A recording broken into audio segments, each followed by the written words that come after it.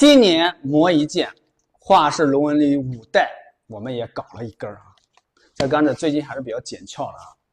光看这个皮质的杆包啊，也值不少钱呢啊，质感很好，满满的高级感啊。龙鳞5代是画室的旗舰级的产品，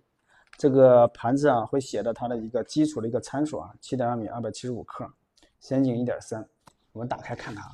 杆带用的这种麂皮绒的，摸着手感还是比较舒服的啊。里边应该还有个说明书，合格证加说明书，画室。这是鱼竿啊，很多钓友梦寐以求的梦中情竿啊。大家可以看它整个这个涂装，全图的设计哈。这底部带了一个膜啊，这个膜也可以去掉，不去也行哈。你们可以缠个长把带的时候，比方有些长把带它掉色啊，不去的话也可以。为了称重，我们还是把它去掉了。这个地方啊，它用的那种类似于贝壳的那种东西，看起来比较有高级感啊。底部这种条纹的话，稍微带了一点防滑的作用啊，有一定的防滑作用。前端整个烤漆的饱和度是非常不错的啊，龙纹这颗暗色的个龙纹，前端也用那个膜做了一下包裹啊。这个位置看好啊，这类似于那种镶钻的啊，前端的前堵也用了一个菱形的切割，看起来真的很有质感啊。这个地方打磨的还是比较平整，整个前堵也没有那种割手的感觉哈。看一下它的一个厚度，厚堵用了一个金属的厚堵啊。尾椎，我去，这个打磨的很光滑啊，还做了上面擦了这种护杆油嘛，可以看一下这个尾椎磨的啊。就是我们看尾椎打磨的话，这个地方啊比较平整，过渡比较平整，就说明它的工艺还是蛮不错的啊，就处理的细节很到位啊。好，我们简单看一下它整体的一个大概锥度变化，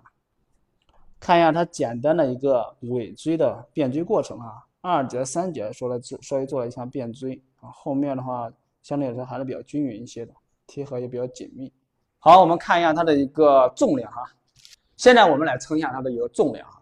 去前后堵的自重277.5克，后堵重21.2克啊。我们再来测量一下它的整个的一个三径啊，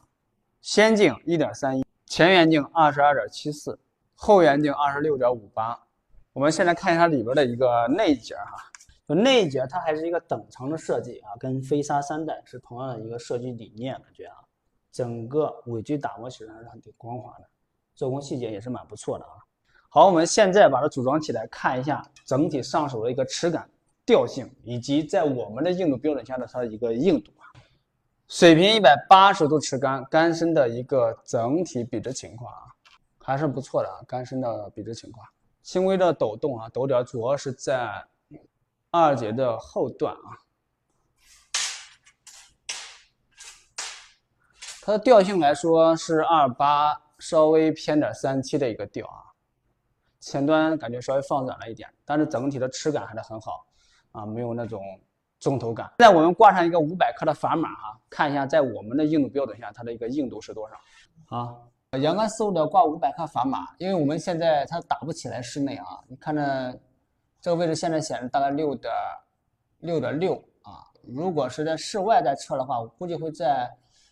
7.3这个样子哈，7.3、7.5这个硬度，在室内是打不起来，因为它的后腰还是中后段加硬的，还是蛮硬的。也就是说，它整体的话提升还是要比龙4要更硬挺一些啊。简单总结一下，就是龙纹里5代这款杆子用的材料也是现在比较主流的 T1100加 M4.X 加 40T。整个我们上手齿感来说，还是保持了画室一贯的这调性设计，就齿感方面非常好，就是没有这种明显的重头感。另外，它个调性的话，不是调教的特别硬挺的，是前端稍微放软了一点点，是一个28偏点37的一个调性。这个杆子它的强度还是蛮高的啊，官方公布的是4800到5300克，它的素材是偏轻一点啊，素材官方公布是238克，但是它的成品重是275克。其实你要从素材重量来看的话，算是一个这种极轻大木杆。它的成品制作重是油漆是比较厚重一些的啊，所以它要比一般的杆油漆的重量要更重一些，所以整体的数据表现还是非常不错啊，依然保持的话是就非常经典的这种调性设计，就它还是比较偏向于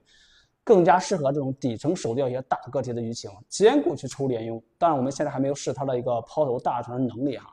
到时候我们会全面的进行测评一下啊。如果你对这种杆子感兴趣，记得关注一下我们。